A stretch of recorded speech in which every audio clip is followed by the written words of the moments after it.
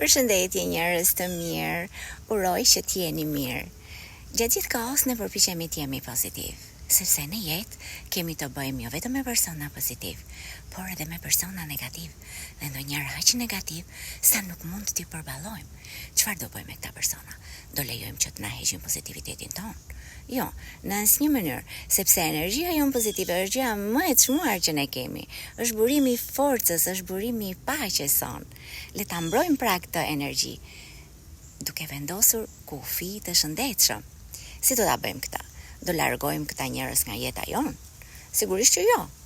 Në rast se ne përballemi me persona shumë negativ, rrethi i energjisë son pozitive nuk është aq i madh sa rrethi i energjisë së tyre negative. Dhe në vend që ne t'i ndihmojmë këta persona, i bëjmë keq vetes son, duke na transmetuar ata energjinë e tyre negative.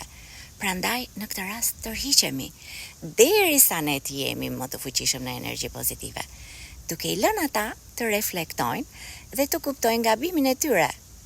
Pra, ne nuk i largojmë këta persona, por kujdesemi për veten tonë, sepse ka situata në jetë kur disa njerëz nuk meritojnë as përgjigje, dhe jo çdo njeri meriton që ne ta afrojmë në botën tonë të brendshme.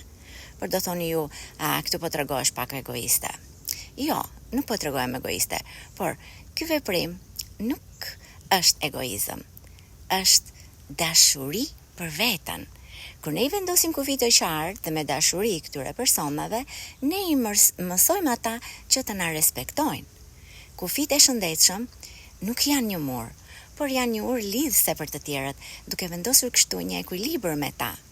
Këta kufine na ndihmojnë që të ruajmë qetësinë, të forcojmë marrëdhëniet me këta persona dhe ç'është më e rëndësishmja nga të gjitha, të vazhdojmë të qëndrojmë në dritën tonë, në shkëlqimin tonë, sepse kur ne jemi në paqe me veten tonë, atëherë mund ta shpërndajmë këtë paqe me çdo njeri që takojmë. Ju falenderoj me shpirt që më dëgjoni dhe ju uroj një fundjavë të këndshme me familjet tuaja. Mirupafshim në videot e tjera.